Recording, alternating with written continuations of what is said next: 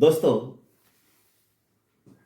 हम बहुत कमाते हैं। दिन रात खून का पसीना एक करके अपने शरीर को एक तरह से मशीन बना देते हैं और कमाने के पीछे दौड़ते रहते हैं, भागते रहते हैं। पर क्या सचमुच में यही जिंदगी है? दोस्तों, इस धन की गति 3 है: दान, भोग और विनाश। दान भोग जो ना करे तो निश्चित है विनाश। यदि हमने दान और भोग करके इस धन का उपयोग नहीं किया तो एक दिन सुनिश्चित है ये यहीं पर रह जाने वाला है। साथ में हमारे कुछ भी नहीं जाएगा, ये ध्रुव सत्य है। पर ये जानते हुए भी हम 100 साल का सामान इकट्ठा करते रहते हैं, पर चलती हुई सांस कब हमारी रुक जाएगी, टूट जाएगी, कोई भरोसा नहीं है। दोस्तों, ऊपर वाले की दया से, उनकी मेहर से हमने बहुत कमाया, पर देने के लिए हम हमेशा अपना हाथ पीछे रख लेते हैं। उल्टा है, एक दाना यदि हम जमीन के अंदर बोते हैं तो जमीन भी हमें हजारों दाने देती है। देना सीखो। जिस दिन हमने देना सीख लिया ना दोस्तों, उस दिन हमें भरपूर मिलेगा। मिटा दे अपनी हस्ती को, मिटा दे अपनी हस्ती को, गर कुछ मर्तबा चाहे कि दाना खाक में मिलके गुले गुलजार होता है। हमें अपने आप के इस धन वैभव को बढ़ाना है तो हमें देना सीखना ही होगा। एक संस्था है हमारी सुसंस्कृति फाउंडेशन, जो कि अनाथ बच्चों के लिए हम उसमें काम करते हैं।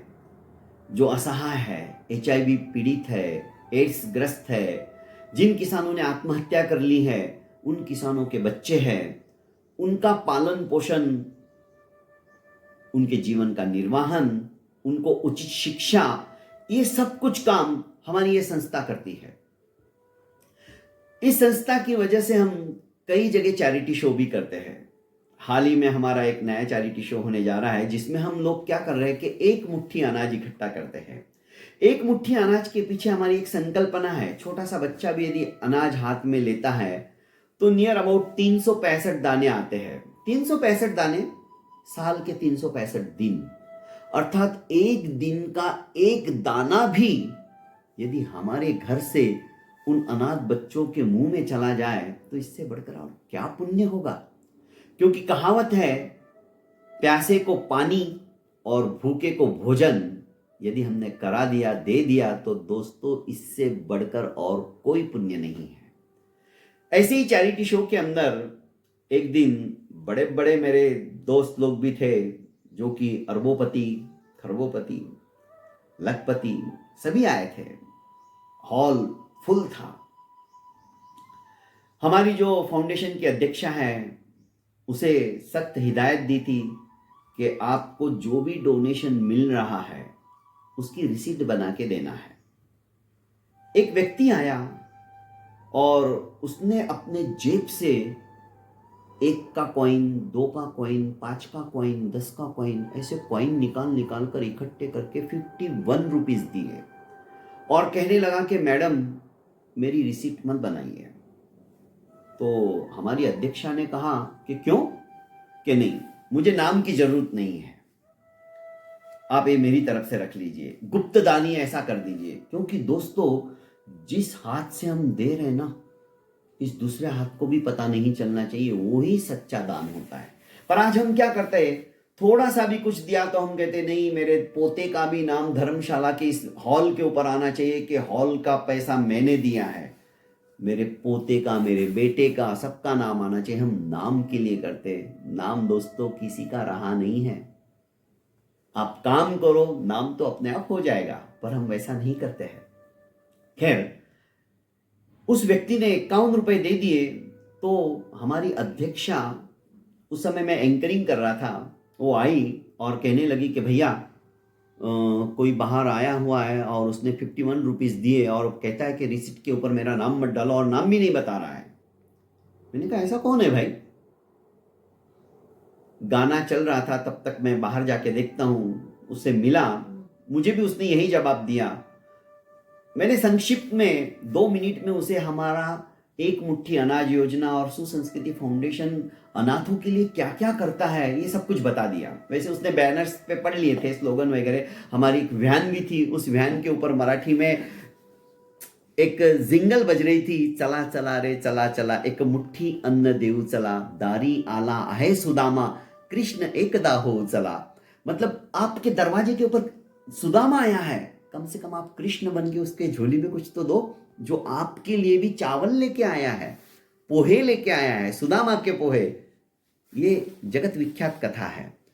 तो उस व्यक्ति ने कहा कि मैंने आपका सब कुछ सुन लिया, और एक आधे घंटे में वो व्यक्ति वापस आया पिछले दरवाजे से, और मेरे हाथ में इस तरह के उसने 8 पेन दिए।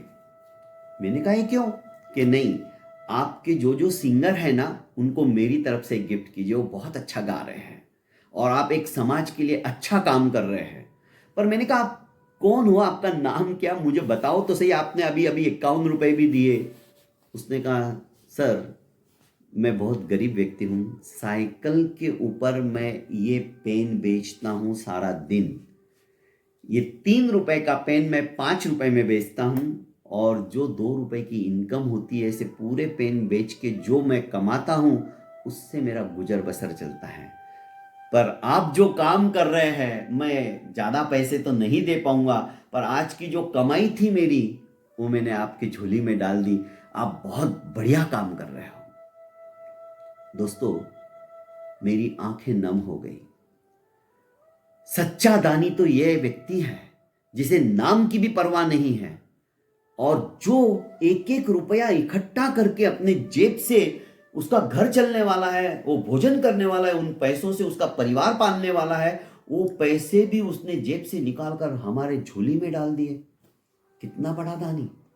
और जो मेरे आगे की चेयर के ऊपर बैठे हुए लाखों रुपए डोनेट करने वाले थे, उसी समय मैंने लोगों के सामने इस दाता को खड़ा किया, और देने की दानत जिसकी होती है, जिसके पास कुछ भी नहीं रहता है और वो अपना सब कुछ लुटाने के लिए तैयार होता है, दोस्तों वही सच्चा दातार होता है। छोटी छोटी बातें हमारे जीवन के अंदर एक नसीहत देने के लिए आ जाती है। दोस्तों, हम देखते हैं हमारे जीवन में एक परिवर्तन सा आने लगता है। मन में आता है कि क्यों नहीं हम उसकी तरह बने। भगवान ने हमारे को कितना कुछ दिया है। अरे कोरोना के पीरियड में हमने देखा हमारी जरूरतें कितनी कम है, कितनी कम है। पूरे 6 महीने हमने एक बरमोडा और एक टी शर्ट में निकाल दिया, पर हमारी अलमारियों को हम खोल के देखते तो हजारों कपड़े पड़े हैं। दोस्तों, इनमें से कुछ ना कुछ लुटाते जाओ, गरीबों की सहायता करो, असहायों की सहायता करो। ये दान हमने देना सीख लिया इस तरह का निस्वार्थ भावना से, तो हम सचमुच में अपने इस जीवन को सफल एवं सार्थक बना पाएंगे। बहुत बहुत धन्यवाद दोस्तों। मेरे इस YouTube चैनल को आपने अभी तक लाइक एवं सब्सक्राइब नहीं किया है, और प्रतिदिन आप ऐसी छोटी छोटी कहानियां सुनना चाहते हो तो लाइक कीजिए, सब्सक्राइब कीजिए और ज्यादा से ज्यादा इसे शेयर कीजिए। प्रणाम।